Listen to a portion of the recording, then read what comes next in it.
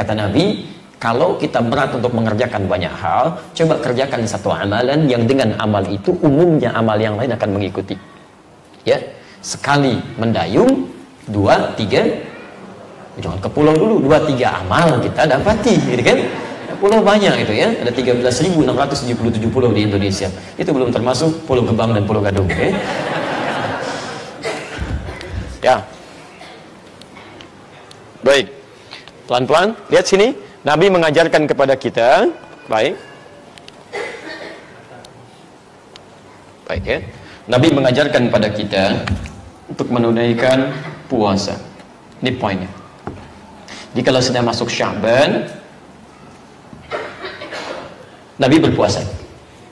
Ini satu amalan yang bila dikerjakan rumus dari Nabi ya, bisa mengundang amalan lain untuk dikerjakan, dilakukan. Ya. Umumnya kalau Anda tidak sedang puasa, umumnya jangankan salat sunnah, salat fardu sedikit terlambat karena getaran ke hatinya masih kurang. Tapi kalau Anda sedang puasa, jangankan salat fardu, ketinggalan salat sunnah, sudah menyesal itu. Ada yang hilang. Anda sedang puasa, selalu Anda punya keinginan baca Al-Quran. Kalau tidak puasa belum tentu. Anda tidak puasa, pulang dari sini, ada orang meminta di depan, belum tentu diberi, padahal kasat mata. Tapi kalau sedang puasa, jangankan yang terlihat, yang tak nampak, Anda cari-cari itu. Silahkan cek nanti saat puasa. Siapa fakirnya, siapa yatimnya, ada berapa ininya, ya macam-macam Anda catat itu. Puasa. Karena itu kata Nabi, sepanjang Anda bisa memungkinkan menunaikan puasa di bulan Sya'ban ini, lakukan. Karena umumnya amalan kita akan banyak didapatkan, sering dilakukan, maka banyak yang disebutkan pada saat itu. Dan biasanya orang puasa, mohon maaf, itu cenderung punya kekuatan untuk menekan maksiat. Kalau tidak puasa, itu banyak godaannya, mata, telinga, lisan, sampai ke ujung kaki. Biasanya mengontrolnya tidak mudah. Ya, melihat ini dilihat juga, ya, melihat itu terlihat, bicara ini disampaikan. Tapi saat puasa umumnya kontrolnya lebih kuat.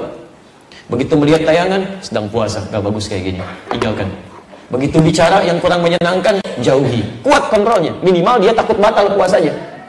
Ya, akhi kemana kemarin? Janjian di Masjid An-Nur, gak datang antum. Aduh, habis maghrib deh saya jawab ya, habis maghrib tuh.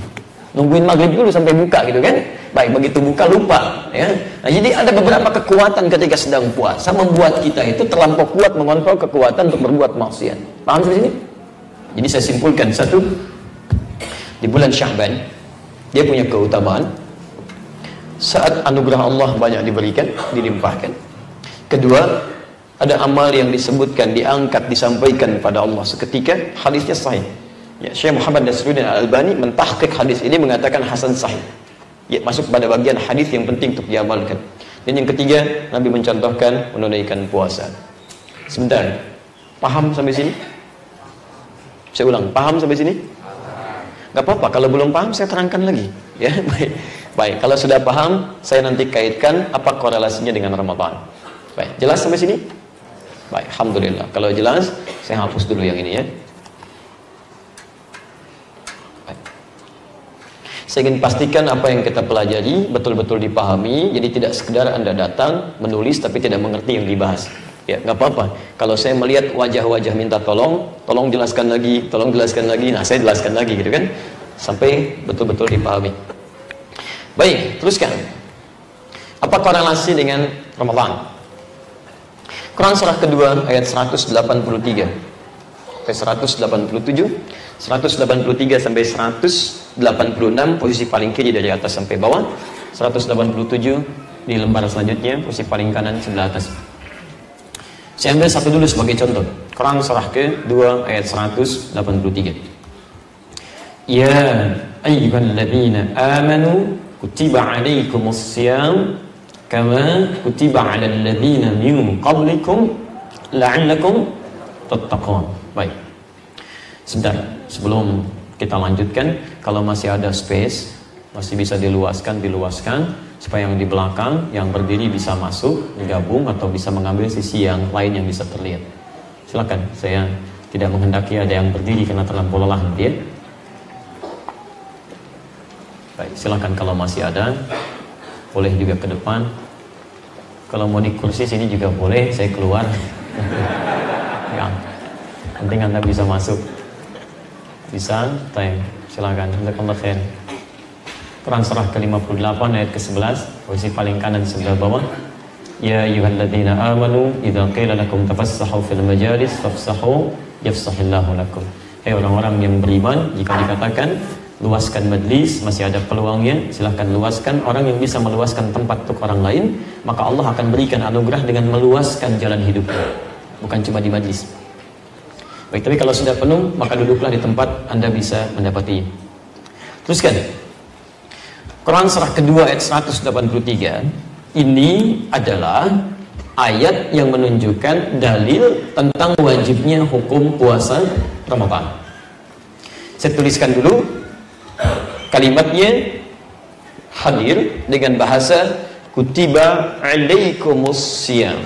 Hei orang-orang yang telah menyatakan dirinya beriman kepada Allah, diwajibkan bagi Anda menunaikan puasa. Disebutkan dengan kata siam. Fokus. Saya mulai dulu dari penjelasan Syekh Mustafa Abdul Aziz At-Tarablusi dalam kitabnya Kitab As-Siyam, halaman ke-13, paragraf yang ketiga, baris 2 sampai 3. Ini bentuk kitabnya. Ini agak langka kitabnya ya. Ya, ini agak jarang didapati kitab ini.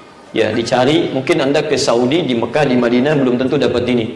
Ya, ini cukup bagus isinya, sangat sistematis. Juga ini tidak banyak ya, tidak banyak halamannya. Anda baca mungkin sehari 2 hari selesai. Ini masih asli, masih pakai bahasa Arab ya. Baik. Ya. Beliau kan orang Arab gitu kan. Kalau nulis pakai bahasa Indonesia, berarti orang Indonesia. Nanti sebagian maknanya sudah ada di buku saya ya. Sudah kita tambahkan lagi yang mana ayat puasa itu. Ya. Teruskan dulu sebentar. Beliau sampaikan ayat ini turun tentang puasa ini turun di hari Senin, tanggal kedua di bulan Sya'ban tahun 2 Hijrah. Ingat betul ya. Jadi ayat ini tentang puasa Al-Baqarah 183 itu turun di hari Senin tanggal 2 Sya'ban tahun kedua Hijrah. Artinya 2 tahun setelah Rasulullah hijrah ke Madinah. Di Madinah belum ada kewajiban puasa, di Mekah belum ada kewajiban puasa. Hijrah ke Madinah tahun pertama belum ada kewajiban puasa. Tahun kedua di bulan Sya'ban, hari Senin, tanggal kedua baru turun perintahnya. Jelas di sini? Baik, turunlah ayat ini. Ya ayyuhalladzina amanu kutiba alaikumus syiyam kama kutiba 'alal ladzina min qablikum la'allakum tattaqun. Bapak dan Ibu sekalian, kita kembalikan dulu kepada pembahasan kita tadi yang pertama. Lihatkan sini. Sya'ban bulan keberapa nih? Ke-8, lihat. Sedangkan perintah puasa dikerjakan di bulan apa? Ramadan. Ramadan bulan keberapa? 9. Perhatikan, ini poin yang paling menarik. Perintah puasa diperintahkan kerjakan di bulan Ramadan, bulan ke-9. Tapi turun ayatnya di bulan ke-8. Kalau Anda perhatikan ibadah-ibadah yang lain selain puasa, itu umumnya seketika ayat turun, seketika tunaikan.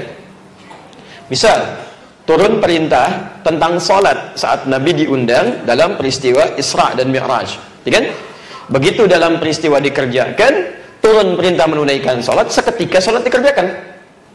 Bahkan pernah beliau kemudian sholat, lalu turun perintah untuk beralih kiblat dengan turunnya Quran surah kedua Al-Baqarah ayat 144, posisi paling kiri sebelah bawah. Qad nara taqalluba wajhika fis sama falanuwalliyannaka qiblatan tardaha fawalli wajhaka syatra Masjidil Haram. Ayatnya turun, seketika dipraktikkan. Zakat turun perintah, khudz min amwalihim shadaqah wa aqimus shalah wa atuz zakah, seketika zakat berlaku. Haji turun perintahnya, wa atimul hajj wal umrah, Quran surah kedua 196, seketika ditunaikan juga perintahnya. Jelas ya? Baik, tapi puasa perintahnya Ramadan, turunnya Sya'ban, sebulan sebelumnya kurang lebih, demikian jarak waktunya. Mengerti sampai sini?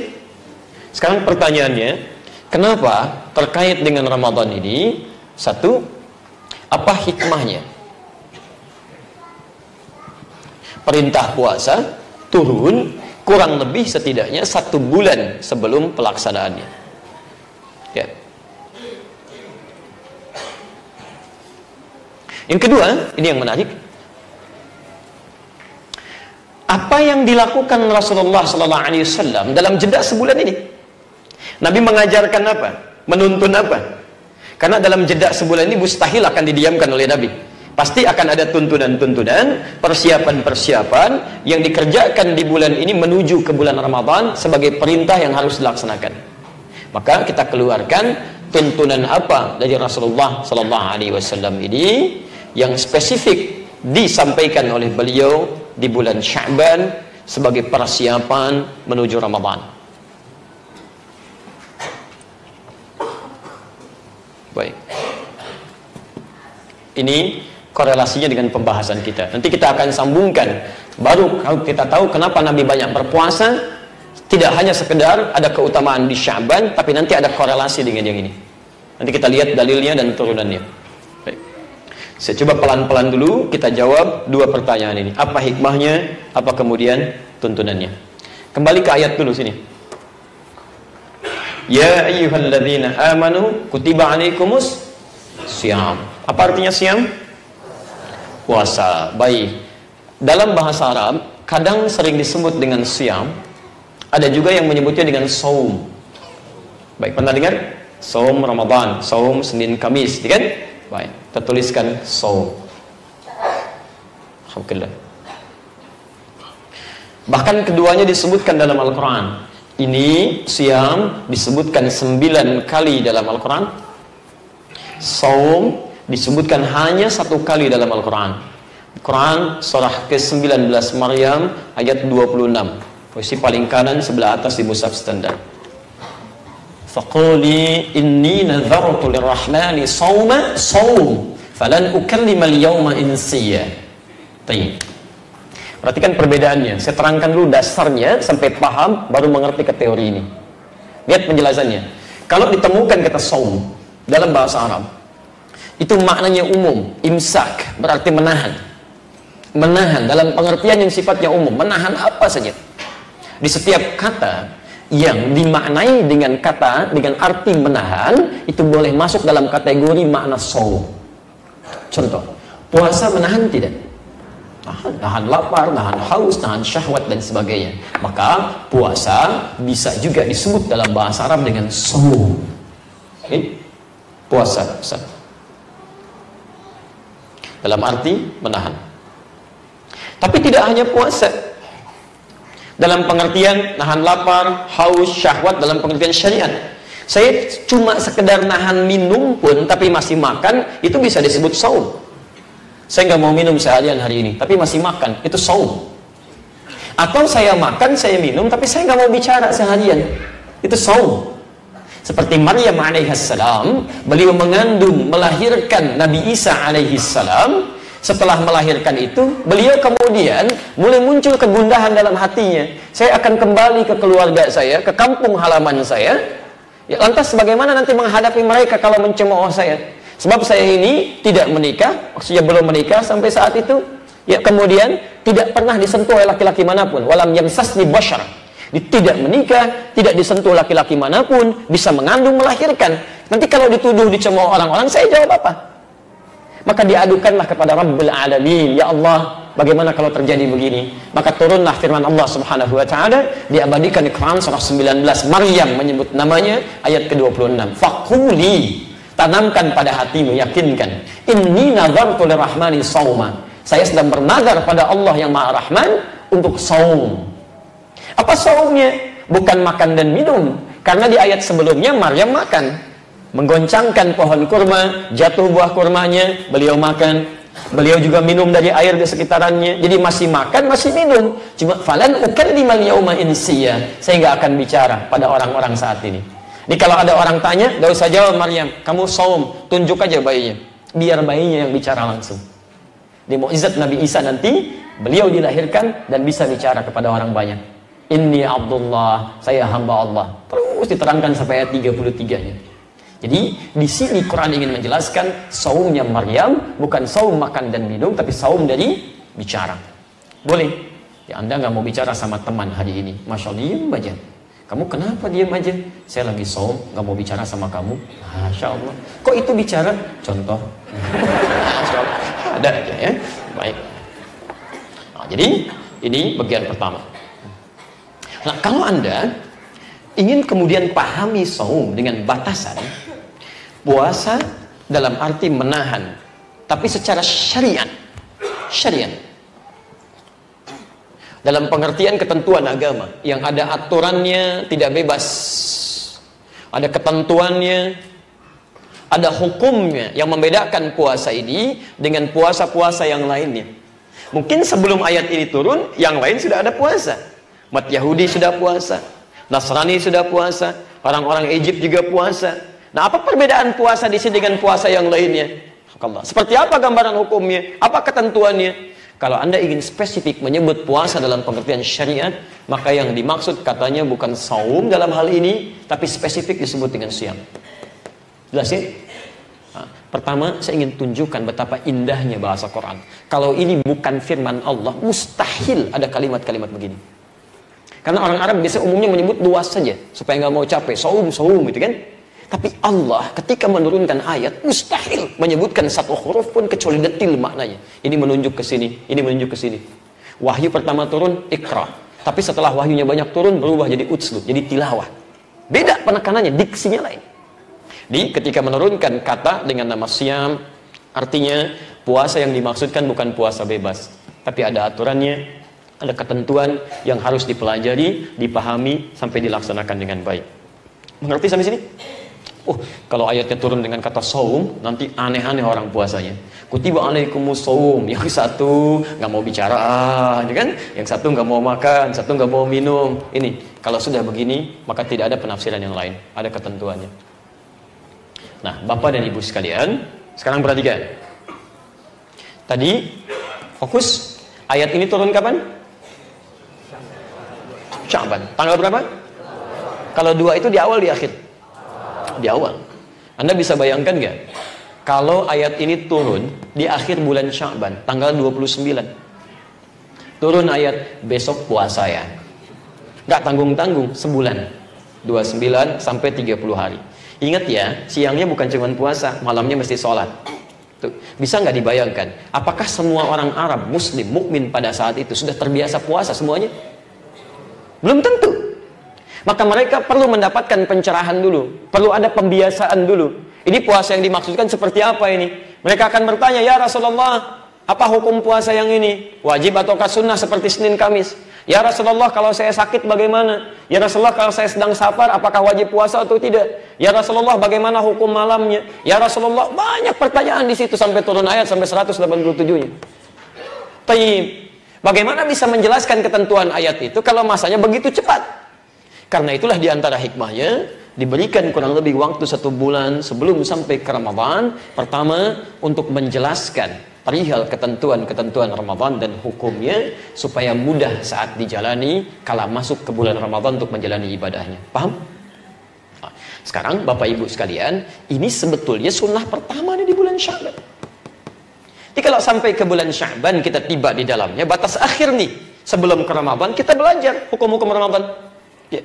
Pelajari, ini hukum siangnya begini, yang membatalkan ini, yang merusak ini, yang dihindari ini, yang dijauhi ini. Malamnya ini yang dikerjakan, tarawihnya sekian rakaat, mengerjakannya begini, amalannya seperti ini, selesai. Jadi begitu Anda masuk ke bulan Ramadan, kita sudah tidak sibuk mempelajari lagi, karena tinggal masuk pada amalnya saja. Selesai gitu, jadi tidak menyibukkan diri dengan sesuatu yang seharusnya selesai sebelumnya. Ya. Ini saya agak heran nih, terutama di Indonesia. Kurang lebih sekarang 5 tahun berada di Indonesia. Tiap tahun selalu ada persoalan yang sama ditanyakan persis di bulan Ramadan. Nggak selesai-selesai. Ustadz, apakah setelah tarawih boleh tahajud lagi? Kalau setelah tahajud itu witir lagi atau tidak? Ustadz, tarawih itu yang benar 11 rakaat atau 23 rakaat? Ustadz, kalau 11 itu 4-4-3 atau 2-2-2-2-3 atau 2-2-2-2-1? Ustadz, kalau witir 3 rakaat itu apakah dibagi 2, 2 dan 1 atau 3 sekaligus? Ustadz, kenapa nggak pernah tuntas gitu kan? Padahal tiap tahun itu dikerjakan. Apa sampai kiamat kurang 2 hari mau ditanyakan? Kan agak aneh gitu. Seharusnya selesai. Kita itu Ramadan sudah saatnya bulan beramal, bukan membahas sesuatu yang sudah tuntas penjelasannya. Dan anehnya begini, perilaku semacam ini itu dibawa dalam terapan keseharian. Coba cek anak-anaknya itu. Belajar 10 bulan. 1 bulannya tinggal ujian. Besok mau ujian, pelajaran 10 bulan dibahas lagi pada malam harinya. Pelajari lagi. Jadi tidak menempatkan sesuatu pada tempatnya. Padahal isyarat-isyarat belajar itu sudah ada. Halo? Nah, jadi itu gambarannya. Ini sunnah pertama. Makanya pertama, kenapa diberi penjelasan untuk menghilangkan kesempitan? Banyaknya rasa penasaran. Ya, banyaknya pertanyaan-pertanyaan yang mungkin menghadirkan kita hambatan yang sulit untuk mengerjakannya. Dalam bahasa Arab, kalau Anda ingin membuka satu kesempitan, was-was, termasuk pengetahuan yang kurang supaya nyaman kita menjalani, masuk ke dalamnya, itu dalam bahasa Arab disebut dengan rohaba namanya. Rohaba, haknya kecil. Rohaba. Baik. Saya hapus dulu ya. Ini. Menjelang bulan Sya'ban, saya datang sendiri, terangkan sendiri, tulis sendiri, saya hapus sendiri ya, Masya Allah. Sya'ban, Rajab kemarin tidak ada yang menghapus ya, Sya'ban sendiri, Insya Allah. Baik, tenang aja antum, ini saya pegang sini ya. Baik, bismillah. Rahaba. Baik. Kalau Anda ingin berusaha mewujudkan itu, saya ingin berusaha untuk menjadikan yang sempit jadi lapang, yang penasaran jadi terbuka, supaya nyaman saya mengerjakannya, maka usaha Anda ditunjukkan dengan huruf ta di depannya, tambah ta di sini. Kalau taknya masuk, maka huruf sebelum akhir tambah ya di sini, ya. Kalau saya tuliskan begini, ta, ra, ha, kemudian ya, kemudian ba, begini. Ra-nya ini pindah ke sini jadi ta, ini ya mati. Karena ini ya, maka harakat ha mesti menyesuaikan dengan ya. Sebelum ya umumnya harakatnya kasrah, i. Ini mati. Tarhib. Maka Anda mendengar istilah tarhib Ramadan. Pernah dengar tarhib Ramadan? Pernah dengar? Saya mau tanya, di bulan apa ada tarhib Ramadan? Pasti Sya'ban, mustahil Rajab itu. Mustahil. Bulan Rajab bikin, nanti kita tarhib Ramadan. Kecepatan Pak, Sya'ban. Ya. Ini poinnya ketika Anda membuat tarhib Ramadan, asalnya tarhib itu bukan acara seremonial. Anda datang, ketemuan, cerita-cerita, bukan. Tarhib itu asalnya menghadirkan pengetahuan-pengetahuan tentang aturan Ramadan, supaya ketika Anda banyak pertanyaan, banyak penasaran, banyak kesempitan, selesai di bulan ini, begitu masuk ke bulan Ramadan, sudah tenang kita memasukinya. Ya. Persis ungkapannya nanti muncul, ungkapannya. Ya. Misal, saya beri contoh gini. Saya mau ke An-Nur pertama kali, saya belum pernah ke sini. Belum tahu bagaimana jemaahnya, sikap DKM-nya dan sebagainya. Tentu ada penasaran dalam hati saya. Jadi saya datang bagaimana penerimaan DKM-nya, penerimaan warganya. Mulai gitu kan, ada sesuatu yang kurang harus disesuaikan. Maka ketika datang, Anda ucapkan kalimat ini dalam bentuk kalimat. Ucapan kalimatnya bukan tarhib. Tarhib usahanya. Ucapannya disebut dengan marhaban. Marhaban, Ustaz Adi Hidayat, Masya Allah. Apa artinya marhaban? Jangan ngarang. Jangan ngarang. Pelajaran mengarang hanya ada dalam bahasa Indonesia ya. Baik, kalau tidak tahu katakan apa? Masya Allah. Apa artinya marhaban? Wallahu a'lam. Baik, pemirsa, hanya ada di tanah kusir. Marhaban artinya wallahu a'lam. Marhaban itu asalnya seakar dengan kata rahaba. Sesuatu yang terbuka, lapang, nyaman.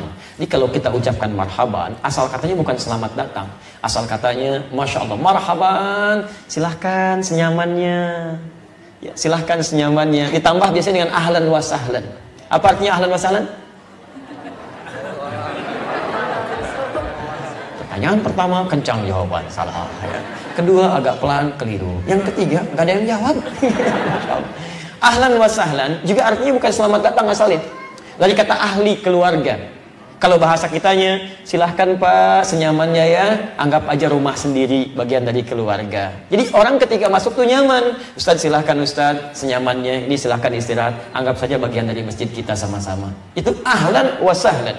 Makanya kalimat lengkapnya, nazaltum ahlan, tuh, halaltum sahlan. Silahkan Anda datang sebagai bagian dari keluarga, dan senyamannya silahkan, marhaban. Jadi di bulan Sya'ban ini kita belajar tentang Ramadan, menghilangkan kesulitannya, pelajari hukumnya, sehingga ketika sudah siap lapang kita mengerjakan Ramadan, kita katakan marhaban Ramadan, silahkan datang. Saya sudah siap mau kerjakan apa saja. Lapang saya. Itu maksudnya. Jelas ya? Ini bukan marhaban Ramadan, Masya Allah, marhaban Ramadan. Begitu salat tarawih, kok banyak ya? Masya Allah, kok capek ya? Berarti Anda belum marhaban di situ. Ya, belum tarhib. Inilah kita hadirkan tarhib untuk menggali hukumnya, mengetahui ketentuannya, supaya saat masuk Ramadan, mudah kita menjalaninya. Paham? Baik. Kedua, apa tuntunan Rasulullah dalam rangka tarhib ini? Jadi ada sifatnya penjelasan, ada sifatnya tuntunan. Ya. Yang penjelasan saya coba akhirkan dulu karena ini lebih banyak nanti ke arah diskusi. Kita masuk ke arah tuntunan dulu. Tuntunan Rasulullah SAW di bulan Sya'ban. Tadi Nabi menunaikan apa? Puasa. Baik. Yang hadis pertama di An-Nasai nomor hadis 2357 dari Usamah bin Zaid tadi radhiyallahu taala anhu, itu masih menunjuk pada kemuliaan Sya'ban. Kalau kita ingin menggali ke korelasi bulan Ramadan, maka kita mesti melihat di hadis riwayat Al-Bukhari nomor hadis 1833 senada dengan hadis Muslim nomor hadis 1969 termasuk 1956 juga, ya, dari Sayyidah Aisyah radhiyallahu taala anha. Baik, saya bacakan hadisnya bima makna, lihat kalimatnya. Ma ra'aitu Rasulullah sallallahu alaihi wasallam istakmala siyamahu illa fi Ramadan. Saya tidak pernah melihat Rasulullah sallallahu alaihi wasallam, kata Sayyidah Aisyah, menyempurnakan puasanya selama sebulan kecuali dalam Ramadan. Wa ma yakthuru siyamahu minhu illa Sya'ban. Dan saya tidak pernah menyaksikan beliau banyak mengerjakan puasa sunnah, banyak mengerjakan puasa sunnah kecuali di bulan Sya'ban. Perhatikan di hadis kedua ini. Pada yang pertama cuma disebutkan Nabi memperbanyak puasa. Kenapa Nabi perbanyak? Ternyata bukan tidak sekedar disebut nama Nabi, diangkat amalnya, tapi di hadis yang kedua disandingkan nama Sya'ban dengan Ramadan. Mari kita perhatikan, saya tuliskan sejenak. Baik, bismillah. Perhatikan sini. Di hadis yang kedua ini, ketika Nabi SAW disebutkan banyak berpuasa. Tuntunan pertama, banyak berpuasa. Lihat rumusnya. Ternyata tidak disebutkan sekedar puasa Sya'ban saja, tapi nama Sya'ban ini oleh Sayyidah Aisyah disandingkan dengan Ramadan. Gini. Di setelah Sya'ban, Ramadan. Dibaca oleh para ulama, dipahami di antara makna ini seakan-akan ingin memberikan isyarat kepada kita bahwa di antara manfaat banyak berpuasa di bulan Sya'ban ini adalah sebagai latihan untuk beradaptasi saat kita memasuki puasa Ramadan. Jadi kenapa Nabi menuntun kita untuk banyak berpuasa di bulan Sya'ban? Salah satunya supaya tubuh kita secara biologis, keadaan diri kita itu bisa beradaptasi ketika masuk ke bulan Ramadan. Jelas di sini? Nah, sekarang lihat polanya, perhatikan betul ya. Caranya, bahasa Sayyidah Aisyah ini, banyak berpuasa. Banyak, ya. Kalau banyak itu relatif atau mutlak? Kalau tidak tahu katakan. Allah, baik. Banyak itu relatif atau mutlak? Relatif, baik. Jadi kalau satu itu banyak atau sedikit? Katanya relatif. Tapi Anda sebut mutlak. Ya, kalau relatif satu bisa berarti banyak. Belum tentu sedikit. Bagi orang yang tidak pernah puasa selama hidupnya, itu sehari puasa bisa banyak, Pak. Lama kerasanya itu. Tungguin begitu zuhur, sudah buka belum? Belum. Asar sudah boleh belum? Belum. Oh, sampai maghrib tuh. Di satu itu bisa banyak. Bagi orang yang belum pernah puasa, atau bagi orang yang mohon maaf barangkali belum terbiasa puasa. Dia pernah puasa Senin sekali, kadang-kadang Kamis, tiba-tiba mesti puasa selama sebulan, kan? Pernah sekali, tapi barangkali belum bisa sepenuhnya untuk menunaikan puasa secara total. Maka ini pun bisa relatif jumlahnya. 2 bagi dia banyak, 3 bagi dia banyak, dan seterusnya. Nah, sekarang pertanyaan saya, mohon maaf, apakah semua orang Islam saat ayat puasa diturunkan semuanya sudah terbiasa puasa? Belum tentu. Ada yang biasa Senin Kamis, ada yang tahu puasa Asyura, ada yang Bid, tapi umumnya belum banyak yang terbiasa selama sebulan penuh. Maka bagi orang-orang seperti ini, Bapak Ibu, pulanglah ke rumah. Lihat. Mungkin Anda orang tua sudah terbiasa, Senin, Kamis, bahkan puasa Daud, sehari puasa, sehari tidak. Tapi anak kita belum tentu kan? Mungkin tahun ini, dia balik usianya. Bahkan sebelumnya belum pernah puasa. Mungkin tahun ini, ada yang masuk Islam. Sebelumnya belum pernah puasa. Bagaimana kemudian dia bisa menyesuaikan untuk puasanya? Kata Nabi, latihan di bulan Sya'ban. Karena Ramadan tahun ini bukan latihan untuknya, sudah wajib dia puasa. Kalau dia bocor di bulan ini, di tahun yang ini, maka tahun depan atau bulan selanjutnya di tahun yang sama dia mesti mengganti. Maka di bulan Sya'ban ini mulai berlatih. Latihannya kata Nabi jangan dipaksa, pelan-pelan. Lihat isyaratnya. Adik mulai mau puasa hari ini, yuk besok yuk puasa nak ya, ajak hari Senin karena umumnya banyak orang puasa supaya lebih ringan. Jadi kalau anaknya puasa, bapak ibunya ikut puasa sekeluarga semua. Kasih contoh. Mamanya walaupun sedang tiba masa waktu liburnya, headnya, nggak apa-apa, tahan aja dulu makannya. Cari tempat yang khusus. Di begitu kemudian mereka puasa, nggak apa-apa. Hari pertama Senin nanti, misalnya kan lusa tanggal 11 Sya'ban dia kuat sampai zuhur, nggak ada masalah. Berikan apresiasi, Masya Allah, dulu mama seusia adik ini belum bisa seperti adik. Mama jam 10, adik sudah sampai zuhur, Masya Allah. Gitu kan, luar biasa. Teruskan, hari Selasa atau ambil misalnya jeda dulu, Rabu puasa lagi, dia mulai sampai asar. Kamisnya mulai dia sampai maghrib. Teruskan sampai dia terbiasa. Maka ketika masuk ke bulan Ramadan, adaptasinya sudah lebih baik lagi dan mudah menunaikan puasa Ramadannya. Jelas sampai sini? Maka silakan hidupkan. Siangnya tingkatkan puasanya, ya kita bisa mulai misalnya jeda besok istirahat, Senin puasa. Kalau sudah terbiasa, ambil puasa Daud, kan perbanyak puasanya. Senin puasa, Selasa tidak, Rabu puasa, Kamis tidak, istirahat. Ya silahkan Daud. Tapi kalau Anda ingin puasa diperbanyak, misalnya lebih daripada itu boleh. Tapi ada jeda istirahat. Senin puasa, Selasa tidak. Rabu, Kamis puasa, silahkan. Jumat istirahat. Yang penting banyak. Ya, perbanyak ini bukan pada kuantitasnya semata, tidak, tapi untuk membiasakan fisik kita supaya saat masuk Ramadan itu nyaman. Ya, terkhusus mohon maaf, terkhusus bagi yang masih punya utang qada puasa atau ada nazar yang belum ditunaikan, maka akan yang terbaik bila bulan ini dimaksimalkan sebelum tiba Ramadannya. Mengerti sampai sini? Baik, saya percepat ya, saya sedikit lebih cepat. Kalau puasa waktunya siang atau malam?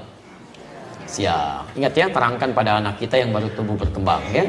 Nah, puasa ya, mah boleh nggak puasanya malam aja? Masya Allah, biar tidur subuh buka gitu kan. Masya Allah, sampaikan siang untuk puasa. Baik, sedangkan Sya'ban bulan beramal.